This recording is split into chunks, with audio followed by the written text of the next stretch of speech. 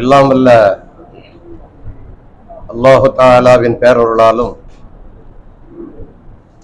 அருமை நாயகம் முஹம்மது ஸல்லல்லாஹு அலைஹி வஸல்லம் அவர்களின் பரக்கத்தினாலும் கடந்த பல வருடங்களாக கோயம்புத்தூர் ஹிலால் கமிட்டி என்ற பெயரில் இஸ்லாமியர்கள் தங்களுடைய வணக்க வழிபாடுகளை அமைத்துக் கொள்வதற்கு ஏதுவாக ஒவ்வொரு மாதமும் பிறை பார்த்து அதை தெரிவித்து மக்களுக்கு பயன் தரக்கூடிய சிறப்பான பணியை கடந்த பல வருடங்களாக செய்து வருகின்றது.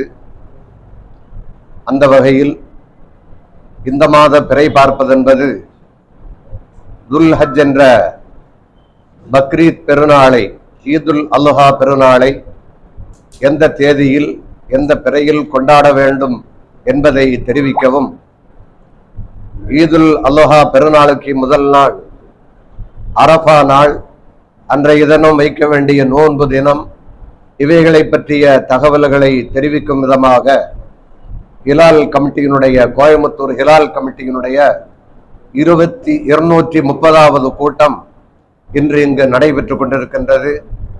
பல வருடங்களாக நடைபெற்று வரக்கூடிய இந்த ஹிலால் கமிட்டியினுடைய தகவல் தமிழகத்தின் பல பகுதிகளிலும் எதிரொலித்து, இந்த ஹிலால் கமிட்டியினுடைய தீர்மானத்தின் அடிப்படையில் பலரும் இந்த தகவலை ஊர்ஜிதம் செய்யக்கூடிய ஒரு முன்மாதிரியான கமிட்டியாக இது அமைந்திருக்கின்றது.